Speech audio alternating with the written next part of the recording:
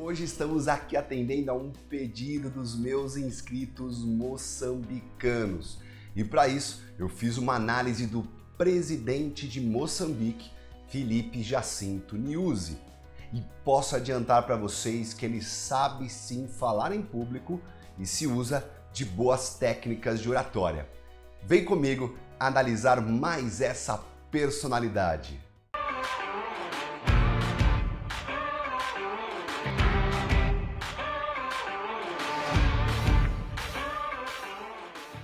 Meu nome é Leandro Pilati e essa é a Vox Story com a série Oratória na Prática. Você já conhece. Chegou a vez de um grande país africano, Moçambique, nossos irmãos da língua portuguesa, assim como Angola. E olha, fui surpreendido pela boa oratória e técnica do presidente Filipe Jacinto Nyusi. E claro, como eu sempre digo, o canal não tem nenhum viés político, somente técnico. Então vamos lá para a análise do Filipe? Vamos ao primeiro trecho. Aqui eu queria mostrar a vocês como o Filipe possui um bom ritmo de fala. Ele faz pausas, alterna a velocidade da fala, primeiro mais devagar com essas pausas e depois ele acelera. E isso propicia um bom ritmo de fala. Ele se usa também da expressividade da fala, dando ênfase em determinadas sílabas das palavras. No começo é bem perceptível, ele diz profunda, desapaixonada e por aí vai. Só o volume que ele altera muito pouco, mas é totalmente cabível, pois não estamos em um comício para ele falar muito alto. É sim um discurso mais ponderado. Vamos ao trecho. Lançamos um apelo à sociedade para uma reflexão profunda, realista e desapaixonada sobre a viabilidade e a execuibilidade deste modelo de governação ao nível dos distritos, como prevê a Constituição de 2018. E aqui contamos também a experiência dos países amigos aqui presentes. Reparem agora aqui que ele, ao falar do encerramento de 15 bases da Renamo, ele cita um dado extremamente preciso da quantidade de pessoas desmobilizadas. Veja só. A contínua colaboração da Renamo e o pleno empenho do meu governo no diálogo levaram ao encerramento de 15 bases da Renamo das 16 existentes. Foi desmobilizado um total de 4.884, sendo 158 mulheres e 4.726 homens, o que corresponde a 94% dos 5.221 que devem beneficiar deste processo. Por que isso é importante em uma apresentação, Leandro? Porque ao fornecermos detalhes, no caso numéricos, como ele faz aqui, demonstramos mais conhecimento do que estamos falando e isso ajuda demais na credibilidade de um orador.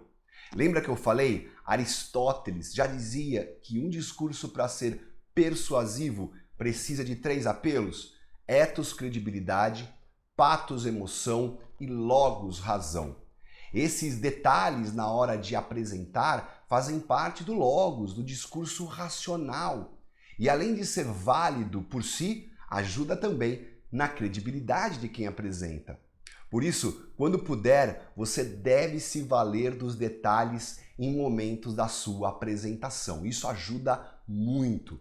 Vamos agora a outros trechos interessantes do Filipe em um discurso mais antigo, feito em um fórum de líderes mundiais nos Estados Unidos.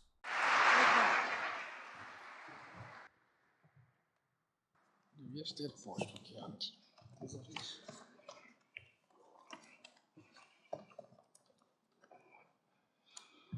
Magnífico reitor da Universidade de Colômbia, caros membros do corpo diretivo, estimados professores, distintos convidados, minhas senhoras e meus senhores. Você reparou aqui o que aconteceu logo de cara? Ele reclamou, falando baixinho, que o discurso não estava pronto no púlpito. Ele diz: devias ter posto aqui antes. No mínimo foi deselegante. Não precisava ter dito isso. Veja bem, quando um problema ocorre, você não precisa chamar a atenção para isso, até porque reclamar não vai resolver e só vai voltar a atenção do público para aquele problema. É o mesmo exemplo de você pedir desculpas pela sua voz quando está rouca. Na grande maioria dos casos, provavelmente ninguém perceberia se você não falasse. E quando você fala, as pessoas voltam sua atenção mais para a voz, pensando que talvez vá falhar ao invés do seu discurso. Mas agora, vamos falar dos cumprimentos feitos no início, pois em discursos formais isso é muito importante. Veja de novo. Magnífico reitor da Universidade de Colômbia, caros membros do corpo diretivo, estimados professores, distintos convidados, minhas senhoras e meus senhores. Esses cumprimentos chamamos de vocativo. Nessas reuniões mais solenes, os cumprimentos devem seguir uma ordem decrescente de importância e você sempre deve confirmar o nome correto de cada pessoa. Mas, em alguns casos em que há um número grande de convidados por função, você pode fazer assim como o Felipe fez e cumprimentar todos em conjunto. Ele disse: caros membros do corpo diretivo, e depois, estimados professores. Assim, ele já engloba todos. Mas reparem que ele segue uma sequência hierárquica decrescente até chegar aos distintos convidados e senhoras e senhores. Veja novamente. Magnífico reitor da Universidade de Colômbia, caros membros do corpo diretivo, estimados professores, distintos convidados, minhas senhoras e meus senhores. Se ele quisesse aqui, ele poderia citar o nome do reitor logo no início, mas desta forma também ficou muito bom. Neste outro trecho, vejam o que faz o Felipe. Desenvolvemos novos conceitos sobre o papel do homem na sociedade e conhecemos novas alternativas ao desenvolvimento. Entendemos que o desenvolvimento do capital humano começa, é verdade, na família, mas começa também com a educação e na escola. O primeiro presidente da República de Moçambique, proclamado há 40 anos, chamava-se Samora Machel. Penso que devem ter ouvido, porque era uma pessoa diferente na sua forma de ser. E com a cultura geral que vocês tanto carregam, espero que não vai acontecer aquilo que aconteceu uma vez, porque eu estudei também fora, e um dia uma colega perguntava: quem é o presidente do seu país? Eu disse: diga lá o nome. E ele disse: não, é Michael Jackson. E eu fiquei a dizer: mas eu conheço o presidente do seu país. A diferença entre a cultura geral era tão grande por causa do fechamento, mas é preciso sairmos da caixa. Repararam? Ele está lendo o seu discurso, mas de repente faz uma pausa e conta uma história. Isso é muito interessante, sabe por quê? Porque histórias conectam e é normal, principalmente em um discurso lido, que as pessoas percam o interesse em alguns momentos. E as histórias têm o poder de conectar novamente os ouvintes.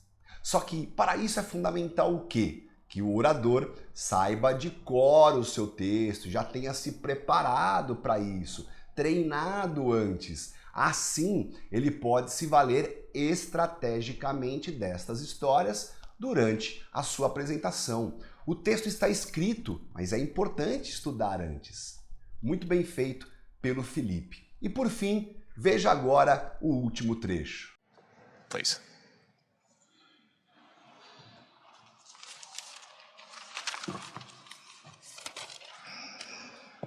Bom, não sei se costuma acontecer convosco também, preparar muito para um exame. Estar bem preparado para o exame, para ir fazer, mas chega lá, apanha o exame muito fácil. Então eu apanhei um exame muito fácil aqui hoje, perguntas muito fáceis. Vinha preparado, vinha com 1 tonelada de respostas, mas não sei, eu vou descarregar só 1 quilo. Aqui, ao seu modo, ele se vale do fato humorado, de uma metáfora. Ele pergunta se já aconteceu com a plateia de estar preparada para um exame e quando chega lá se depara com um exame fácil. Ele usa a metáfora do exame, brincando com o público, para dizer que as perguntas feitas para ele foram fáceis para responder. Foi bem interessante e um momento descontraído. Agora, vocês moçambicanos, através da análise das respostas, vejam o vídeo completo aqui na descrição depois, poderão dizer se as respostas foram mesmo fáceis para as perguntas feitas. Só vocês, com o conhecimento ali do Felipe da política moçambicana, poderão dizer. Comentem aqui, por favor. Eu fiquei muito feliz de fazer esse vídeo para vocês, moçambicanos, e claro, útil para todo o público do meu canal. Você gostou? Se sim, escreva aqui nos comentários qual personalidade mundial você gostaria que eu analisasse, que tem um discurso fraco ou uma oratória muito boa. Eu farei em breve um vídeo da pessoa mais votada aqui nos comentários. E eu quero pedir um favor, curta esse vídeo agora e compartilhe se você gostou, pois você já sabe, eu sempre digo aqui, o algoritmo do YouTube ajuda demais o nosso canal com isso. Meu muito obrigado e até a próxima!